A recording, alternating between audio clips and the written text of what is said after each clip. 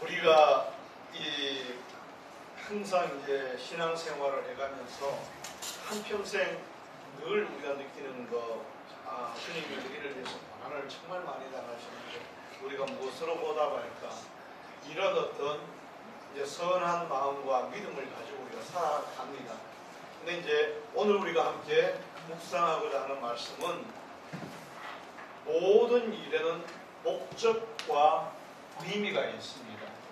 여기에 우리 이사야서 말씀에 기록된 말씀을 우리가 함께 보니까 우리 5절 말씀은 너무나도 잘 아는 말씀이고, 주님이 우리 때문에 고난받으시고 징계를 당하시고 또 우리 대신 징계를 당하시고 채찍을 맞으심으로 우리가 나음을 받았다 라고 말씀하시고 난 뒤에 나와 있는 말씀을 보게 되면은 주님께서 그 고난을 당하시고 나서 무엇을 원하셨는가, 우리에게 또 하나님은 우리에게 무엇을 원하고 계시는가, 이거를 발견할 수 있게 되는 시간이 되게 되기를 주님의 이름으로 축원합니다. 여기 11절 말씀에 보니까 그가 자기 영혼에 수고한 것을 보고 만족하게 여길 것이라고 했고, 12절 말씀에는 하나님께서 주님의 고난과 그 수고를 통하여 여기 보니까 내가 그에게 존귀한 자와 함께 몫을 받게 하며 강한 자와 함께 탈취한 것을 나누게 하리라 라는 어떤 주님에게 주어진 말씀도 있지만, 우리는 여기에서 주님의 고난과 그 죽으심과 그 희생을 통하여 우리에게 무엇을 허락하기 원하셨는가, 구원을 이루시고 생명을 주고자 하셨던 것은 당연한 말씀이고, 그것은 오늘 더 이상 말씀을 드리지 않으려고 합니다. 너무 잘 아는 말씀이기 때문에. 그러나 주님의 고난과 그 희생을 통하여 우리를 구원하신 하나님께서는 또한 주님께서도 그 모든 일에 있어서의 어떤 하나님의 깊으신 뜻과 목적과 의미가 있으실 줄로 믿습니다. 우리가 세상을 살아가면서 몇 가지 의문들을 가지고 살아갑니다. 특별히 많은 사람들이 항상 세상을 떠날 때까지 가지는 생각 중에 하나가, 우리는 과연 우리 자신은 누구인가? 우리는 어떤 존재인가라고 하는 의문을 가져요. 하나님의 자녀가 된 건 맞다. 그리고 하나님 은혜로 구원받은 것도 맞다. 하나님 살아계신 것도 알겠다. 나는 누구인가요? 우리는 누구인가요? 하나님이 그러면 왜 우리를 지으셨는가? 그 말씀을 묵상을 하려고 들어가 보면 창세기 1장을 볼까요? 하나님이 인간을 창조하신 목적이 거기에 나오기 시작합니다. 그러면 또 우리가 구원받은 하나님의 자녀들이 그냥 구원받았으면 그냥 천국으로 데려가 버리시면 되지, 왜 세상에 남아서 고난도 당하고 역경을 받으면서 우리가 이렇게 살아가야 되는 가, 왜 살아가야 되는가, 무엇 때문에 살아가야 되는가에 대한 의문을 모든 사람이 가지고 있으면서도 그 해답을 찾지를 못하니까 그냥 현실 생활에 안주하면서 어떤 삶을, 생존을 유지하기 위한 어떤 목적에 거의 이제 가치를 두고 살아가시게 될 때가 많습니다. 왜 살아가야 되는가? 그 우리의 삶의 의미가 뭔가라고 하는 질문을 각 사람이 다, 아이나 어른이나 다 가지고 있는 거예요.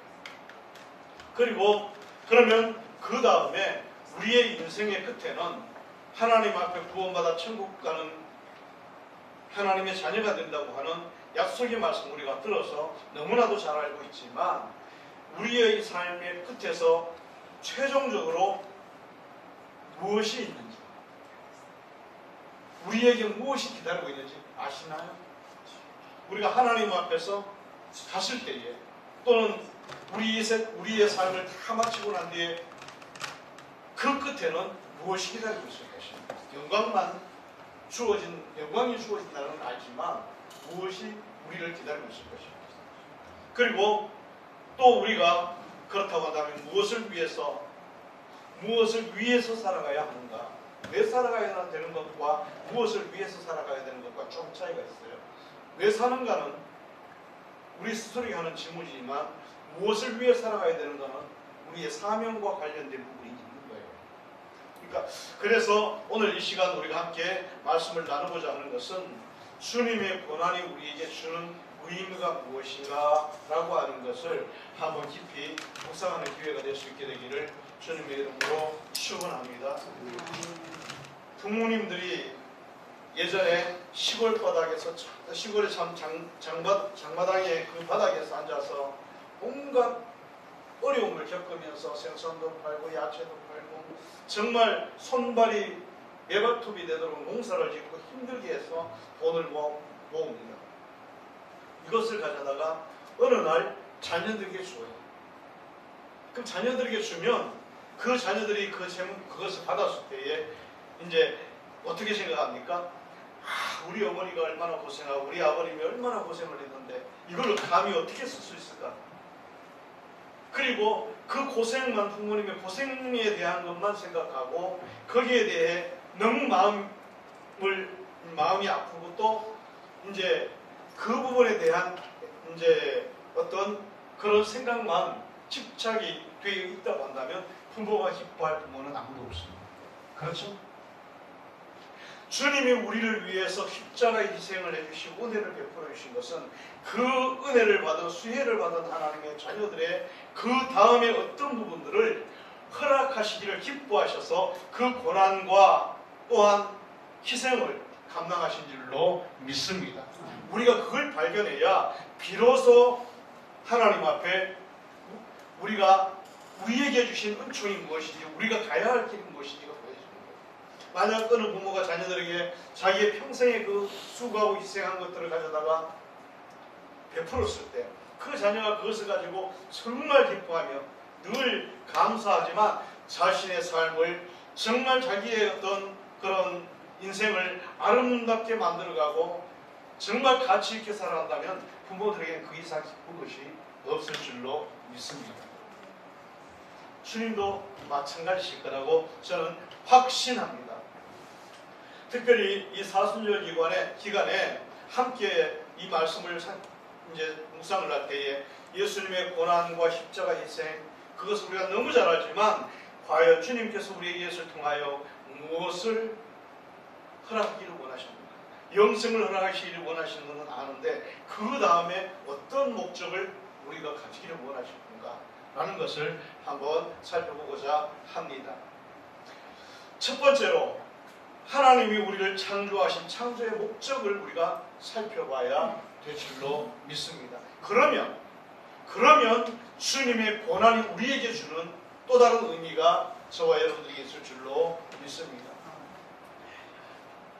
하나님께서 우리를 창조하신 창조의 목적에 하나님의 선하신 뜻 안에서 그 영광을 나타내 존재로 지었다라고 하는 정도는 우리가 다 압니다. 하나님의 형상대로 지으시고 그 다음에 그 하나님의 영광을 드러낼 존재로 창조하셨는데 이사야서 43장 7절 말씀해 보니까 같이 한번 보십시다. 내 이름으로 불려지는 모든 자고 내가 내 영광을 위하여 창조한 자를 보리라. 내가 그를 지었고 그를 내가 만들었느니라. 아멘. 하나님의 영광을 위하여. 그러니까 하나님의 영광이라고 그러면 우리가 찬양하고 기도하고 예배하는 것에 국한되어서 생각할 수도 있습니다. 그러나 실상은 하나님의 영광은, 하나님은 정말로 광대하시고 측량할 수 없고 헤아릴 수 없는 너무나도 크고 놀라우신 분이십니다. 아멘. 하나님의 영광이라고 한다고 한다면 그것은 이 우주 만물을 통틀어서 나타나신 하나님의 영광이고, 그리고 이 단순히 우리가 살아가는 이 세상에 대한 것만이 아니라 모든 것들을 아울러서 나타나시는 하나님의 정말 어마어마한 그 영광이라고 합니다. 이 하나님의 어마어마한 영광의 어떤 목적을 위하여, 그 하나님의 영광을 위하여 우리를 창조하셨다라고 한다면 우리의 삶이 여기서 끝나는 게 아니겠죠. 창조의 목적이 이 세상에 국한된 그러한 삶이 아니라고 하는 것은 막연하게 우리가 추측할 수 있습니다. 성경 말씀 에베소서 2장 10절에 보니까 이런 말씀이 기록되고 있습니다. 같이 봅시다. 우리는 그가 만드신 바라 그리스도 예수 안에서 선한 일을 위하여 지으신 바였다니 이 일은 하나님이 전에 예비하사 우리를 그 가운데 행하게 하였습니다. 할렐루야. 아멘. 선한 일이라고 하는 것을 가져다가 우리는 우리의 삶 속에서 찾아낸다고 찾아낸 것이 복음을 전하고 말씀을 전하고 어떤 그런 하나님이 기뻐하신 그런 일을 하면 우리의 삶이 다한 줄로 생각합니다. 근데 그렇게 제한적이지 않아요. 하나님이 그렇게 제한적인 하나님이 아니에요. 하나님은 우리에게 우리가 가지고 있는 짧은 경험을 가지고 하나님을 어떤 우리의 있던 의식의 네모난 상자 속에 하나님의 영광과 그 권세와 뜻을 가둬서는 안 되는 거예요. 하나님이 원하시는 선한 일이라고 하는 것은 현세뿐만 아니라 내세라고 불려지는 우리의 이후의 삶과 그리고 이 우주 만물을 통틀어서 나타나지는 하나님의 특별한 승리들을 위하여 저와 여러분들은 주님 안에서 창조되어진 줄로 믿습니다. 주님이 이 땅에 오셔서 고난을 당하시고 또한 희생을 하시면서까지 이루고자 하신 일은 죄악이라고 하는 함정에 빠져서 인간 스스로 그 함정에 빠져서 영원한 멸망이라고 하는 영멸이라고 하는 자리에 떨어진 우리들을 사망의 자리에서 벗어나서 주님과 영원하신 그 아버지의 뜻을 이루는 존재로 다시 태어나게 하고자 하신 거예요. 예수님이 말씀하셨던 것처럼 요한복음 15장 말씀에 기록한 것처럼 내가 너희를 종이라 하지 아니하고 이제는 내가 너희를 친구라 하리라 말씀하셨던 그 말씀의 의미를 우리 되새겨 봐야 돼요. 이건 무엇을 얘기하냐면 아버지의 선하신 뜻을 그 어마어마한 영광스러운 하나님의 그 놀라운 뜻을 함께 이루어갈 존재로 우리를 택하시고 부르신 줄을 믿습니다.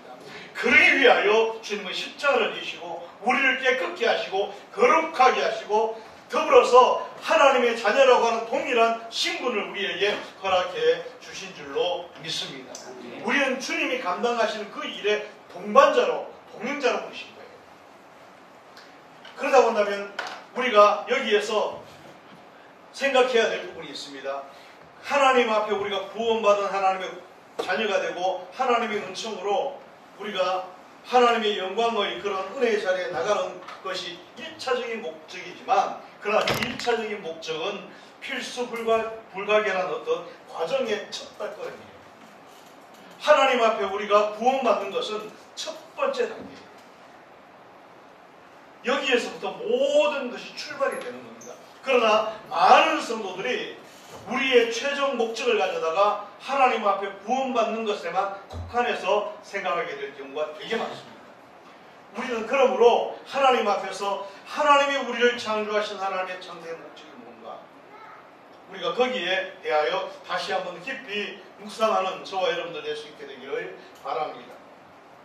주님께서 우리를 사망과 저주에서 건지신 것은 첫째는 하나님의 은혜와 그 긍휼에 감사하고 찬양하게 하는 것이 그 첫 번째 목적이지만 그 이후에 그 이상의 놀라운 하나님의 뜻을 성취하게 하시고자 하시는 역사가 있어요. 하나님의 구원의 역사에 대해서 우리가 말할 때 주님이 이 땅에 재림하시고 이 땅에 이제 새하늘과 새 땅이 이루어지고 이게 끝이 아니에요. 그 시작이에요. 우리의 인생, 우리의 삶이라고 하는 우리의 삶이라기보다도 우리의 존재라고 하는 것은 거기에서부터 출발입니다. 할렐루야. 하나님의 인자하심과 하나님이 우리를 구원하셔서 구속하시고 세상의 모든 그러한 혼란과 이 과정 속에서 우리가 장차 주님이 이 땅에 오실 때에 그 영광스러운 나라가 회복되는 것 거기에서부터 하나님의 놀라운 계획의 역사는 다시 시작됩니다. 그렇기 때문에 그 이야기는 무엇을 말하냐면 저와 여러분들이 가야 할 길이 엄청나게 긴 여정이고 어마어마하게 놀라운 하나님의 섭리의 중간에 우리가 서 있는 거예요. 하나님의 역사에 우리가 중심에 서 있는 겁니다. 그렇기 때문에 성도는 이 어떤 믿음의 뿌리를 두고 하나님 앞에서 자녀의 어떤 자긍심을 가질 필요가 있을 줄로 믿습니다. 창세기 1장 26절에 기록된 말씀은 하나님이 이르시되 우리의 형상을 따라 우리의 모양대로 우리가 사람을 만들고 그들로 바다의 물고기와 하늘의 새와 가축과 온 땅과 땅에 기는 모든 것들을 다스리게 하자 하시고 그 창조의 첫 번째 목적이에요. 뒤에 나오고 보면 하나님의 영광을 위해서, 하나님의 나라를 위해서 계속해서 나와지는 그 말씀들 속에 들어있는 것은 단순한 이 정도의 수준이 아니에요. 세상의 만물을 다스리기 위한 목적으로만 지어진 존재로 생각하면 안 됩니다. 이유는 우리 안에 주신 하나님의 성령은 하나님의 영이시기 때문에 우리는 하나님의 자녀의 존재의 신분을 가지고 있습니다. 그 얘기는 우리가 우리의 삶에 대하여, 우리가 기도해야 될 모든 부분에 대하여, 우리가 하나님의 나라에 대하여 생각해야 될 많은 부분들을 우리가 다시 한 번 더 묵상해야 될 이유를 찾게 되는 겁니다. 사람이 타락된 이후에 우리 인류는 하나님의 창조하신 본질적 목적이라고 하는 것을 잊어버린 채 마치 하나님 앞에 우리가 죄에서 사함을 받고 구원받는 것이 우리의 영원한 최종적인 목적인 것처럼 거기에 갇혀버렸어요. 우리는 거기에 갇혀진 존재가 아닙니다. 그건 첫 번째 첫 발걸음을 떼는 거예요. 예수 믿어서 하나님의 자녀가 되고 하나님의 백성이 되고 성도가 되었다는 것은 비로소 거기서부터 하나님의 자녀로서 주님과 더불어 함께 이루어갈 아버지의 선하시고 크고 놀라우신 역사를 이루어가는 첫 발걸음입니다. 구원이 끝이 아니에요. 구원은 시작입니다. 우리가 장차 주님이 이 땅에 다시 오시고 우리가 이제 주님과 더불어서 새하늘과 새 땅이 이 땅에 이루어지고 천년왕국이 이루어진다 하더라도 그 첫 발걸음에 지나지 않는 거예요. 깨달아 알게 되시기를 주님의 이름으로 축원합니다.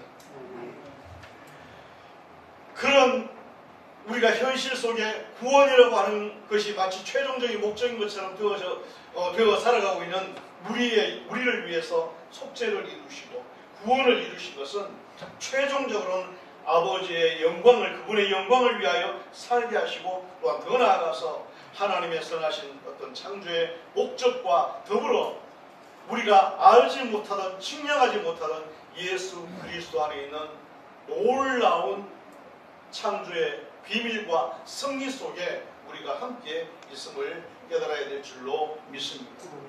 에베소서 5장 8절에 말씀 오늘 이제 공독했던 말씀 속에도 있는데 너희가 한때는 어둠이었으나 이제는 주 안에서 빛이니 빛의 자녀들로서 행하라. 할렐루야. 주님의 빛의 자녀로서 행하라는 얘기는 예수 그리스도와 동일한 거룩한 어떤 신분의 자리를 우리를 회복시켜 주셨으니 우리가 그 회복된 신분의 자리에서 하나님의 자녀로서의 새로운 어떤 하나님의 일들을 위해서 노력하고 기도하고 준비하고 또한 그것을 위해서 우리가 하나님 앞에 어떤 존재로 다시 태어나야 될 것인가를 묵상하고 기도하는 저와 여러분들이 되어지게 되기를 바랍니다. 우리는 정말 주님 안에서 영광스럽고 거룩한 자녀의 신분이 되어 있습니다. 할렐루야. 그러므로 요한복음 14장 12절 말씀에 주님께서는 이렇게 말씀을 하셨습니다.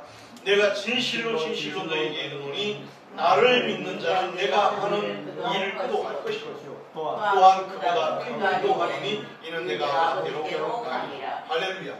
뭐라 그랬어요? 주님이 말씀하시기를 이제는 구원받은 그들이, 이제는 하나님의 자녀가 된 예수 그리스도의 구속의 은혜로 죄속함을 받은 하나님의 자녀가 된 성도들은 주님이 하신 그러한 일도 같이 하게 될 것이고 함께 하는 겁니다. 같이 하게 될 것이고 이것보다 더 큰 일도 하게 되리니. 할렐루야.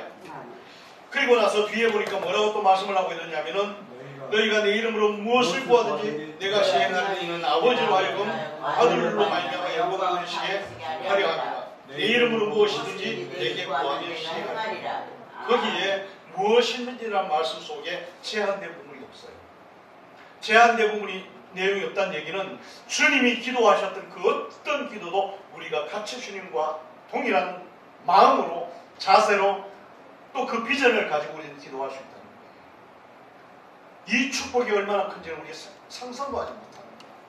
그러므로 자녀의 신분이 되었다고 하는 것을 우리가 말로만 하나님의 자녀라고 고백할 것이 아니라 정말 하나님의 자녀이신 분이 어떤 것인가를 깨닫는 것이 굉장히 중요한 줄로 믿습니다. 아는 만큼 보이는 거예요. 깨닫는 만큼 보여집니다. 성경 말씀을 보니까 이렇게 기록하고 있어요. 성도는 곧 상속자라고 말씀합니다. 같이 성경 말씀 같이 보시겠습니다. 로마서 8장 17절 말씀. 자녀이면 또한 상속자요 하나님의 상속자요 그리스도와 함께한 상속자. 우리가 그와 함께 영광을 받기 위하여 고난도 함께 받아야 할 것이니라. 할렐루야. 자녀이면 상속자요 곧 하나님의 상속자라고요. 할렐루야. 그리스도와 함께, 주님과 함께, 주님이 받으시는 그 영광의 상속을 함께 받을 상속자라고 말씀합니다. 깨달아 알게 되시길 바랍니다. 히브리서 1장 이하의 말씀을 보니까 이렇게 기록된 말씀도 있습니다. 옛적의 선지자들을 통하여 여러 부분과 여러 모양으로 우리 조상들에게 말씀하신 하나님, 이 모든 날 마지막에는 아들을 통하여 우리에게 말씀하셨더니 이 아들을 만유의 상속자로 세우시고 또한 그로 말미암아 모든 세계를 지으셨습니다. 이는 하나님의 영광을 받으시오 그 본체의 형상이시라 그의 능력의 말씀으로 만물을 붙이시고 죄를 정결케 하시는 일을 하시고 높은 곳에 계신 지극히 계신 이의 우편에 앉으셨느니라. 아버지의 우편에 앉아 계신 그 아들이 만유의 상속자인데 그 만유의 상속자를 성경 말씀 로마서 8장 말씀에 기록된 것처럼 그리스도와 함께 우리도 상속자가 되어 있답니다. 할렐루야. 주님과 함께 우리가 상속자인데 하나님의 상속자라고 말합니다. 깨달아 알게 되시기를 주님의 이름으로 축원합니다. 그러므로 히브리서 1장 14절에 보니까 모든 천사들은 섬기는 영으로 구원받을 상속자들을 위하여 섬기라고 보내십니다. 아멘. 자, 상속자예요. 오늘 말씀의 주제는 예수님의 고난이 우리에게 가져온 것, 주님의 죽으심과 그 희생이 우리에게 가져다 준 것, 구원을 이루는 것만이 아니라 하나님의 상속자의 신분으로 그리스도와 함께 한 상속자로 세우신 그 신분의 회복을 우리에게 가져왔습니다. 할렐루야. 구원받은 자녀이면 그리스도와 함께 상속자이고 아들이신 그리스도이신 예수님은 이 만유란 말씀 속에는 세상만 포함되어 있는 게 아니잖아요. 이 땅만, 이 지구만 포함된 게 아니잖아요.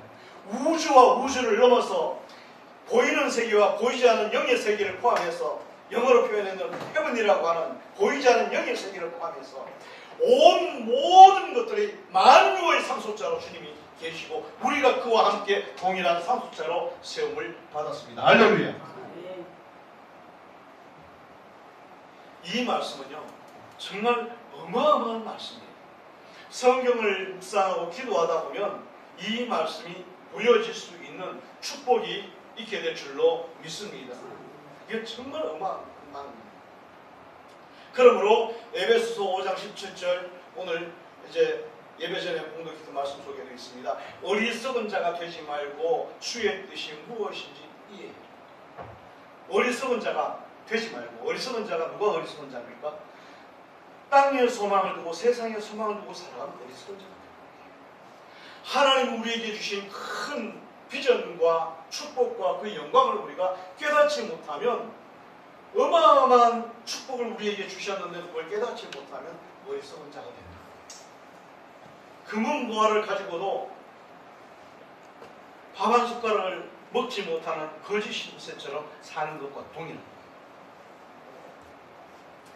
우리는 지금 이 시간 하나님 앞에 주님이 우리를 구원하신 구원의 역사는 이것이 장차 우리가 하나님 앞에 천국에 들어가고 영생을 얻고 하나님의 자녀가 된다는 것, 그건 출발점이에요. 첫걸음이에요. 하나님의 아들 예수 그리스도 그분과 함께 만유의 상속자로 세워졌다고 하는 것은 그 뒤에 어마어마한 역사가 우리 앞에 기다리고 있습니다. 할렐루야. 이 어마어마한 역사의 중심에 저와 여러분들이 설 수 있는 그러한 성도로 성숙하게 되기를 주님의 이름으로 축원합니다. 두 번째로, 그러면 이 성도들에게 주어진 사명이 뭡니까? 어떤 것이 성도들에게 주어진 사명일까요? 구원받은 하나님의 자녀가 된 성도들은 이 큰 일들, 곧 하나님의 크신 뜻과 그 영광을 위하여 감당해야 될 사명이 있을 줄로 믿습니다. 첫 번째 사명이에요. 우리가 세상을 살아가는 날 동안 첫 번째 그 하나님의 자녀로서의 신분을 가지고 감당해 나가야 될 사명입니다. 그 사명이 무엇이냐면 디모데후서 4장 1절 이하의 한 말씀 보십시다. 하나님 앞과 살아있는 자와 죽은 자를 심판하실 그리스도 예수 앞에서 그가 나타나실 것과 그의 나라를 두고 엄히 행하노니 너는 말씀을 전파하라. 때를 얻든지 못 얻든지 항상 범사에 참고하라. 경청하며 경계하며 뭘 하라고요? 하나님의 나라를 이루어가기 위한 하나님의 자녀, 상속자가 된 자로서 우리가 장차 주님 오실 때까지 이 땅에서 첫 번째로 감당해 나가야 될 첫 번째 과업이 하나님의 말씀을 전하는 일입니다. 복음을 전하는 거예요. 이거는 전부가 아니에요. 이게 시작이에요. 감당해야 될 일꾼으로서, 하나님의 자녀로서, 사명자로서 부름받은 성도들이 감당해야 될 첫 번째 과업이에요. 그러므로 우리가 복음을 전하는 일에 힘을 써야 될 줄로 믿습니다. 이 얘기를 당연히 아는 말씀인데 왜 그렇게 말씀을 그렇게 강조하는가라고 생각하실 수 있지만, 그러나 이 복음을 전하는 일은요, 우리에게 궁극적인 목표를 이루는 것이 아니라 모든 일을 시작하기 위한 우리의 첫 발걸음을 떼는 거예요. 하나님의 자녀로서 첫 발걸음을 떼는 거예요. 그것이 장차 영원한 하나님의 계획 속에 있는 어마어마한 그리스도 안에 이루어 가시는 만유를 통일하시고 만유 가운데 계시고 만유의 상속자가 되신 주님과 함께 상속자로서 세움받은 하나님의 자녀들이 가야 될 첫걸음이에요. 주님이 가신 것처럼 주님이 이 땅에 오셔서 수많은 사람의 복음을 전하고 안전병이를 치유하고 눈먼 자를 고치며 상처받은 자를 위로하시는 그 일들을 우리도 같이 주님과 함께 그 발걸음을 떼기 시작해야 되는 거예요. 할렐루야. 그래서 마태복음 28장 18절 이하에 보니까 예수께서 말씀하시기를 하늘과 땅의 모든 권세를 내게 주셨으니 그러므로 너희는 가서 모든 민족으로 제자를 삼아서 아버지와 아들과 성령의 이름으로 침례를 베풀고 내가 너희에게 분부한 모든 것을 가르쳐 지키게 하라. 볼지어다 내가 세상 끝날까지 너희와 항상 함께 있으리라. 세상 끝날까지 항상 함께 있으리라. 동행의 약속이 있지요. 동행의 약속이 어떻게 이루어진가 다시 좀 이따 말씀드리겠습니다. 릭 웨인이라고 하는 분이 쓴 책 속에 목적이 이끄는 삶이라고 하는 것이 있습니다. 목적이라고 하는 것을 잘못 세우면 별 가치 없는 가치 없는 삶이 될 수 있어요. 그러나 궁극적인 큰 목적이 있다고 한다면 그 목적이 우리를 이끌어가게 된다고 한다면 그것은 어마어마한 동력이 될 것이고 그것은 어떤 고난과 시련과 역경 속에서도 능히 이기는 힘을 우리에게 가져다 줄 줄로 믿습니다. 우리에게 하나님께서 주신 예수님을 통하여 십자가의 희생과 죽으심을 통하여 우리에게 허락하신 이 회복된 신분 그리고 상속자의 신분, 이 축복과 어마어마한 비전이 저와 여러분들 앞에 짧은 플랜이 아니라 주님 이 땅에 오셔서 천년왕국이 이루어지는 그 짧은 플랜이 아니라 영원한 하나님의 나라의 상속자로서 어마어마한 비전과 플랜이 저와 여러분들에게 주어져 있다고 한다면 우리의 사는 삶 속에 잠시 잠깐의 고난과 시련과 핍박과 고통이 우리에게 아무것도 아닙니다. 우리는 능히 감당할 수 있는 일이 될 수 있을 줄로 믿습니다. 다시 말하면 궁극적인 온전한 목적과 비전이 저와 여러분들에게 있다고 한다면 그것을 위하여 우리가 살아가는 삶에는 어떤 고난도 그것과 비교될 수가 없는 거예요. 장차 주님이 우리에게 주시는 그 영광과 좋게 비교할 수 없는 것이 세상에서 받는 고난과 핍박과 시련들이라는 거예요. 어떤 일들에 대한 명확한 이유를 알게 되면 그런 일들을 제대로 수행할 수 있게 되는 겁니다. 마태복음 6장 39절에 보면은 예수님께서 비유로 이런 말씀을 하셨습니다. 맹인이 맹인을 인도할 수 있느냐? 둘이 다 구덩이에 빠지지 않겠느냐?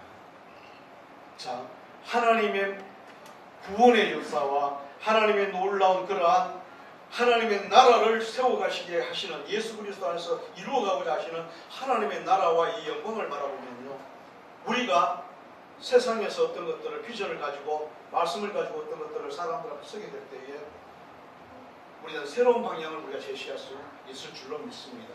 만약 우리가 그런 것이 우리에게 보이지 않는다면, 그런 것들 비전이 우리 눈앞에 보여지지 않는다고 한다면 우리는 어쩌면 맹인과 같은 존재로서 맹인을 인도하는 그러한 인도자가 될 수도 있습니다. 로마서 8장 17절에 그래서 자녀이면 또한 상속자요 하나님의 상속자요 그리스도와 함께 같이 한번 해보시다. 이것은 우리가 정말 가슴에 새겨야 될 말씀인 것 같습니다.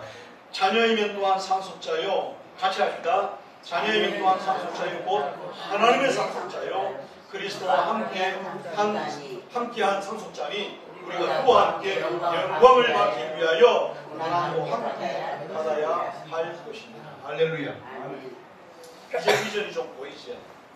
우리가 하나님의 나라에 주님이 아버지께서 그리스도 예수 그리스도를 통하여 이루고자 하시는 그리스도 안에 이루어갈 하나님의 나라에 대한 비전에서 우리의 위치가 분명해지면 우리는 그 일들을 위하여 그 영광을 받기 위하여 고난도 감당할 수 있는 저와 여러분들이 되어져야 될 줄로 믿습니다.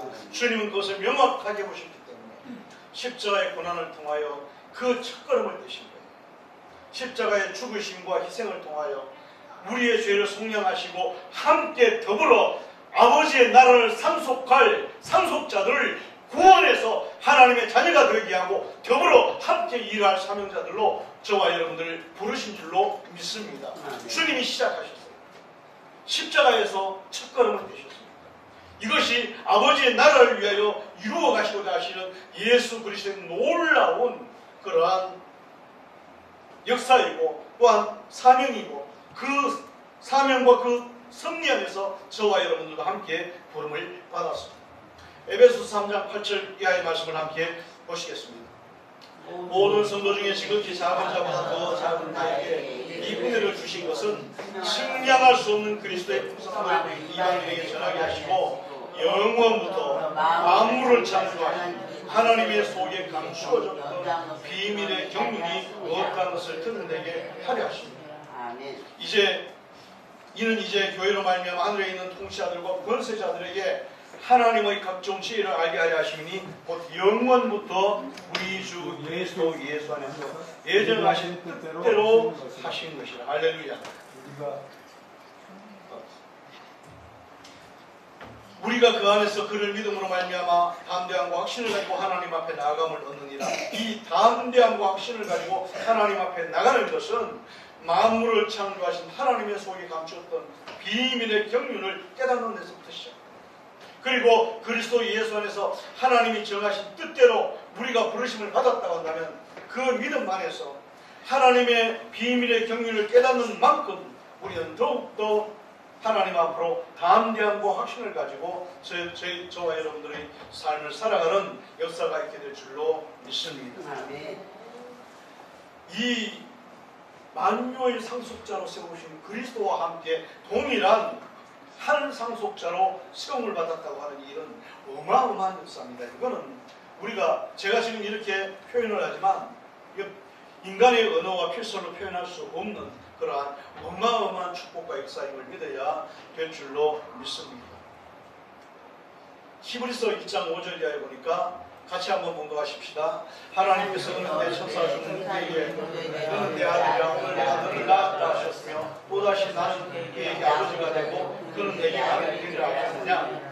또 그가 맏아들을 이끌어 세상에 다시 들어오게 하실 때에 하나님의 모든 천사들을 그에게 경비할지어다 말씀하시며 또 천사들에 관하여는 그는 그의 천사들을 바람으로 그의 사역자를 불꽃으로 삼으시느니라 하셨습니다. 아들에 관하여는 하나님의 주의 보좌는 영원하며 주의 나라의 주는 공평한 주인이다 라고 말씀하고 있습니다.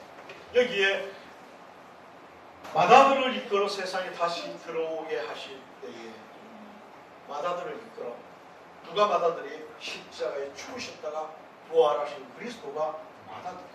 그 맏아들을 다시 이 세상으로 다시 이끌어 오실 때 다시 들어오게 하실 때에 모든 천사들이 여기 보니까 그 천사들이 그에게 경배할지어다. 뒤에도 보니까 그 말씀이 같이 나와 있어요. 천사들에 관하여서 이 천사라고 하는 것은 우리가 뭐 추상적인 개념에 막연한 그런 개념이 아니라 정말 하나님을 수종하고 주님의 나라와 주님의 영광과 우주 만물을 창조하는 그 창조의 역사 속에 소임을 받아서 존재하는 수많은 천사들을 가져다가 그들을 바람으로 그 사역자들을 불꽃으로 삼으신다 말씀하신 주님께서 상속자이신 마다들과 더불어 함께 상속자가 된 성도들을 그 앞에서 세우셔서 하나님의 나라를 이루어 가십니다. 어마어마한 역사예요.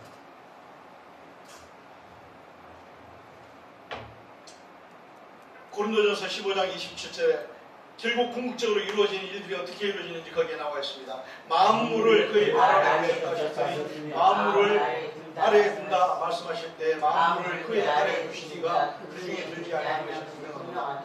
만물을 그에게 복종하게 하실 때에 아들 자신도 그때 만물을 자기에게 복종하시니 복종하게 되리니 하나님이 만유를 거의 주로서 만유 안에 계시려 하십니다. 이 만유라고 하는 말을 인간의 언어로 표현하기가 어려워서 이 단어를 선택했는데 보이는 세계와 보이지 않는 세계와 이 우주 만물과 영의 세계와 현상 세계를 다 통틀어서 표현하고 있습니다. 그 만유에 주로 세우시고 만유 안에 주님은 계시고 그 만유를 통치하실 권한을 그 아들에게 허락하셨고 그 맏아들에게 그것을 허락하실 때 그 아들은 함께 그 일을 감당할 하나님의 자녀된 자녀로 구원받을 우리들을 위해서 십자가에 희생하시고 우리를 다시 신분을 회복하셔서 함께 더불어 이 어마어마한 만유를 다스리시는 하나님의 상속자로 우리를 세우고자 하셨다고 하는 사실을 깨달아 알게 되시기를 주님의 이름으로 축원합니다. 그러므로 하나님의 이 크신 섭리 안에서 먼저 부름받은 우리 하나님의 자녀들은 이 큰 하나님의 역사와 사명을 이 일들을 위하여 사명자들로 세우신 자녀가 됨을 우리는 깨달아 알아야 될 줄을 믿습니다. 아멘. 그러니까 이건 평신도나 목회자나 그거 중요한 게 아니에요. 우리가 하나님의 자녀가 되고 동일한 상속자가 되고 우리가 사명자가 되었다고 하는 것이 굉장히 중요합니다. 흔히 말하는 세상에서의 사명자, 복음을 전하고 말씀을 전하고 이런 사명자의 부분에 대해서 얘기하는 게 아닙니다. 지금 제가 말씀드리고 있는 것은 하나님의 나라의 아버지의 나라의 상속자로서 그 사명을 감당해야 될 사명자들입니다. 성도는 바로 그 사명자들입니다. 깨달아 알게 되시기를 주님이 여러분 축원합니다. 이런 것을 우리에게 깨닫게 하시기 위하여 이 말씀에 기록해 주신 것을 생각하면 너무너무 감사합니다. 논어에 보면은 논어 첫 부제에 이런 말씀이 있습니다. 학이 시습지면 불욕 여호하라. 유봉이 자원 막내하면 불욕 낙포하라. 그리고 임부지 이불을 옮기면 불욕 분자호라 말씀이 있어요. 여기 이제 세 가지 이제 말씀이 나와 있는데 학이 시습지면 불욕 여호하라. 여호하라. 이 얘기가 무슨 얘기냐? 배우고 첫 번째 나오는 얘기예요. 배우고 또한 익히면 이 어찌 즐겁지 않겠느냐. 이게 첫 번째고요. 두 번째는 사람과의 관계예요. 친구가 있어서 멀리서 찾아오게 되면 어떻게 즐겁지 않겠냐. 그냥 친구를 말하는 게 아니에요. 뜻과 비전과 어떤 그러한 가치가 같은 동행인이 있다면 얼마나 행복한가. 이 세 번째로 나와 있는 건 그렇게 어떤 선한 목적을 위해서 가는 인생의 길에 있어서 사람들이 나를 알아주지 아니할지라도 나를 알아주지 아니할지라도 거기에 대해서 우리가 화낼 필요도 없는 것은 화내지 않고 성내지 않는다고 한다면 이게 진짜 권장 아니겠느냐 이런 얘기거든요. 이 세 가지 얘기가 무슨 얘기냐. 첫째는 우리가 누구인가를 알아야 된다는 거예요. 이걸 말씀에 비춰서 해석을 해보면 첫 번째는 우리가 하나님 앞에 어떤 존재인가 알아야 됩니다. 두 번째는 함께 더불어서 그 하나님의 나라의 일꾼으로 세워져 갈 존재가 되고 함께 동행할 일꾼들이 친구가 되어지면 얼마나 감사하겠습니까? 할렐루야. 마지막으로 우리가 그 사명의 길을 가는 길에 있어서 우리가 어떤 핍박과 고난이 올지라도 시련과 역경이 올지라도 낙심하지 아니하고 좌절하지 아니하고 거기에 대하여 성내지 아니하고 거기에 대하여 초연할 수 있다고 한다면 우리는 비로소 하나님 앞에 제대로 된 하나님의 자녀의 사명을 감당하지 않겠는가 라는 것으로 이제 대비해서 해석할 수가 있어요. 그러므로 초대교회 사도들과 성도들은 이 하나님의 나라와 그 비전에 대한 것들이 너무나도 크고 놀랍고 엄청났기 때문에 어떤 고난과 시련이 오거나 역경이 올지라도 거기에 대하여 좌절하거나 낙심하지 않고 거기에 대하여 무너지지 아니하고 불평하거나 세상에 대하여 원망하지 아니할 수 있어요. 왜냐하면 이제 주님과 함께 우리는 첫걸음을 떼는 하나님의 자녀의 신분을 가진 자들입니다. 할렐루야. 그러면 우리가 이 사명자가 되었다고 사명을 감당하려면 무엇을 해야 되는가? 이제 좀 더 들어가서 얘기하려면 우리는 군사가 되어야 될 줄로 믿습니다. 사명자는 군사예요. 그냥 군사가 아니라 하나님의 자녀이면서 군사가 돼야 합니다. 거기에 성경에 이제 몇 가지 말씀만 우리가 함께 살펴보고 말씀을 마치고자 합니다. 첫째는 우리가 성령으로 침례를 받아야 합니다. 할렐루야. 네. 사도행전 1장 6절에서 10절에 보니까 사도들에게 주신 말씀, 요 말씀은 같이 한번 봉독합시다. 그들이 모였을 때 예수께 이르되 주께서 이스라엘 나라를 회복하시니 이때니까니 이르시되 때와 기한은 아버지께서 자기의 권한에 주셨으니 너희의 알 바 아니요 오직 성령이 너희에게 임하시면 성령이 너희에게 임하시면 너희가 권능을 받고 예루살렘과 온 유대와 사마리아와 땅끝까지 이르러 내 증인이 되리라 하시니라. 아버지의 나라에 대한 이야기가 나왔죠. 그 나라를 회복하심이 지금입니까? 라고 제자들이 물었습니다. 그 때와 기한에 대해서 시기에 대해서는 알 필요가 없다. 왜 필요가 없습니까? 우리는 비로소 이제 첫걸음을 떼는 순간입니다. 하나님의 자녀의 신분을 회복한 하나님의 자녀들이 첫 발걸음을 떼는 시기이기 때문입니다. 그 나라의 과정과 역사는 너무너무 장구하고 굉장히 엄청난 그러한 역사를 담고 있기 때문에 일일이 다 설명할 수 없어요. 오직 우리가 지금 감당해야 되는 것은 아버지께서 약속하신 대로 먼저 너희가 성령을 받아. 너희가 예루살렘을 떠나지 말고 아버지께서 약속하신 성령을 먼저 받아라. 아버지의 영을 먼저 받아라. 그렇게 말씀했는데 그걸 마태복음 28장에 똑같은 말씀입니다. 두 가지 말씀이 서로 다르지 않아요. 이 사도행전은 누가가 썼는데 누가는 예수님 이제 부활하시고 승천하시기 전에 제자들에게 마지막 이제 땅끝까지 이르러 복음의 증인이 되라 하신 그 말씀을 기록하지 않았어요. 누가는 그 이야기를 사도행전에 넘어와서 오늘 사도행전 1장 6절 이하에 기록했어요. 근데 마태는 마태복음 마지막 부분에 이 말씀을 기록했습니다. 마태복음 28장 18절에서 20절 말씀이 그 말씀입니다. 같은 말씀입니다. 땅끝까지 이르러 내 증인이 되라. 내가 보라 볼지어다 내가 세상 끝날까지 너희와 항상 함께 있으리라. 누가 함께 합니까? 성령이 함께 한다는 얘기예요. 그 얘기가 8장에 나와요. 8절에 나와 있는 거예요. 오직 성령이 너희에게 임하시면 너희가 권능을 받고 예루살렘과 유대와 사마리아 땅끝까지 이르러 내 증인이 되리라. 이 말씀을 볼지어다 세상 끝날까지 내가 너희와 함께 하리라고 하는 말씀으로 마태는 기록했어요. 그러니까 첫 번째 우리에게 필요한 것은 하나님의 성령으로 정말 성령의 놀라운 능력으로 우리가 침례를 받아야 될 줄로 믿습니다. 이게 첫 번째 싸울 준비가 돼요. 두 번째 우리가 무엇으로 싸워야 됩니까? 에베소서 6장 10절에서 12절 말씀에 기록된 말씀을 함께 보십시오. 그토록 너희가 주 안에서와 그 힘의 능력으로 강건하여 주고 마귀의 그 관계를 대적하기 위해 하나님의 정신갑주를 입으라. 우리의 씨름은 혈과 육을 상대하는 것이 아니요 통치자들과 권세들과 이 어둠에서 상주하는 하늘에 있는 악의 영들을 상대함이더라. 첫째는 우리가 주 안에서 그 힘의 능력으로 강건하여 주면 성령의 충만함을 얘기합니다.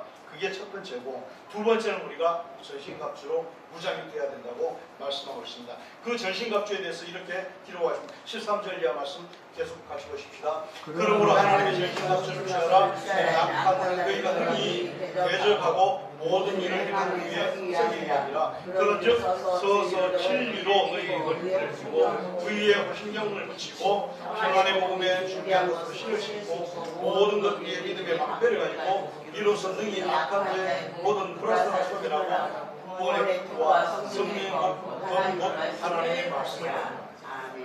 이게 하나님의 나라의 영광스러운 그러한 일들을 이루어가기 위한 사명자로 부름받은 자녀로서, 그리고 또 군사로서 부름받은 하나님의 백성들이 갖춰야 될 전투 준비입니다. 이게 첫걸음이에요. 이 첫걸음을 떼기 시작하면서부터 시작해서 우리는 그 하나님의 일에 동참하는 저와 여러분들이 될 줄로 믿습니다. 이게 어떻게 가능합니까? 스가랴서 4장 6절 이하에 보니까 이렇게 기록하고 있습니다. 그가 내게 대답하여 이르시되 예수께서 여호와께서 수르바벨에게 하신 말씀이 이러하니라. 만군의 여호와께서 말씀하시되 이는 힘으로 되지 아니하며 능력으로 되지 아니하며 오직 나의 영으로, 할렐루야, 예수의 영으로, 하나님의 영으로, 아버지의 영으로 우리가 시작하는 거예요. 무엇을 시작합니까? 만세 전에 그리스도 안에 감춰졌던 그 놀라운 경륜의 비밀을 쫓아 하나님의 나라를, 아버지의 나라를 예수 그리스도 안에 이루어지는 만유의 상속자로 세우시는 그리스도를 통하여 이루어가신 그 놀라운 역사의 자리에 우리가 서기 위하여 아버지의 능력으로, 성령으로 우리가 이 일을 이제 감당해야 되는 겁니다. 그러면 우리가 무엇을 준비해야 됩니까? 첫째는 우리가 기도를 하는데 세 가지를 기도해야, 세 가지를 특별히 더 깊이 있게 기도해야 될 줄로 믿습니다. 첫째는 자신을 준비하는 기도가 있어요. 할렐루야. 하나님의 자녀들은 자신을 준비해야 돼요. 자녀로서, 이 사명자로서 하나님 앞에 부름받은, 세상에서 말하는 사명자 얘기하는 게 아니에요. 교회에서 말하는 그냥 단순한 사명자를 얘기하는 게 아니에요. 아버지의 나라의 상속자로서의 사명자입니다. 상속자로서 우리가 첫 번째 우리 자신을 준비하는 기도입니다. 두 번째로는 아버지의 뜻이 무엇인지를 분별하는 기도예요.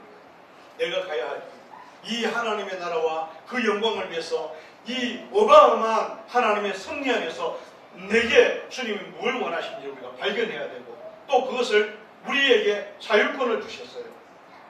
만물을 다스리는 것을 가지고 땅에 있는 모든 창조하신 것들을, 짐승이나 동물이나 모든 것들을 다스리라 말씀하셨는데 그건 이렇게 해라 저렇게 해라 지시하지 않으셔요. 그냥 권한을 위임한 겁니다. 위임했다는 얘기는 우리가 어떻게 하나님 앞에 은혜를 구하고 뭘 하면 어떻게 우리의 삶을 살아가는 것이 정말로 더 잘할 수 있는가 우리가 되물어 보면서 우리 스스로 하나님의 뜻을 분별해서 우리의 사명자로서 길을 나설 준비를 해야 돼요. 그러니까 아버지의 뜻을 분별하는 기도를 해야 돼요. 그리고 세 번째, 이 큰 사명의 길에 서서 그 사명을 이루어가기 위한 기도를 해야 될 줄로 믿습니다. 우리는 지금 이 땅에서 복음을 전하고 말씀을 전하고 영혼을 구원하고 하는 일, 이거를 이 일을 하다가 주님 오시고 나면, 그러면 그 다음에 또 우리에게 주어지는 또 다른 하나님의 영광스러운 역사가 있게 되고 그 일을 우리는 또 감당해 나가야 될 겁니다. 그러므로 우리가 기도해야 될 일이 정말 많습니다. 우리는 우리가 기도해야 할 일, 다시 말해서 하나님의 선하신 뜻을 수행해 나가기 위한 수행자로서 우리는 기도해야 됩니다. 말씀을 정리하고자 합니다. 마태복음 6장 31절에서 34절 말씀 함께 보시겠습니다. 그러므로 여자여 무엇을 먹을까 무엇을 마실까 무엇을 가지 말라. 이는 다 이방인들이 구하는 것이라 너희 하나님 아버지께서 이 모든 것이 너희에게 할 줄을 아시니 그런즉 너희는 먼저 그의 나라와 그의 의를 구하라. 그리하면 이 모든 것을 너희에게 하시리라. 그러므로 내일 일을 위하여 염려하지 말라. 내일 일은 내일이 염려할 것이요 한날의 괴로움은 그날로 족하니라. 할렐루야. 고난과 역경이 오더라도 그런 건 중요한 게 아니에요. 하나님의 뜻을 이행하다가 실패하고 좌절하고 넘어져도 괜찮아요. 그건 중요하지 않아요. 우리에게 중요한 것은 우리가 주님과 함께 더불어서 그의 나라와 그의 의를 구하는 이 일을 또 그것을 감당하는 수행자로서 길을 첫걸음을 떼는 것이 중요합니다. 그것이 지금 현재 우리가 이 땅에서 시작해야 될 일입니다. 하나님의 자녀가 된 성도들은 예수 그리스도의 고난과 말씀을 정리합니다. 그 희생의 긍휼을 통하여 구원의 은총을 허락하셨고 이제는 부르셔서 그리스도와 함께 상속자가 되어서 하나님의 나라를 이루게 하시고 또 그 크신 아버지의 그 하나님의 영광과 그 크신 역사를 함께 이루어 가자고 부르심을 입은 그러한 하나님의 일꾼으로서 우리는 수행자고 사명자들입니다. 자녀입니다. 상속자입니다. 그러므로 우리가 이 출발점에서 우리는 하나님 앞에 정말로 좀 더 많은 그러한 기도를 통하여 또 우리가 묵상을 통하여 주님께서 우리에게 무엇을 원하시는지 발견할 수 있게 되기를 주님의 이름으로 축원합니다.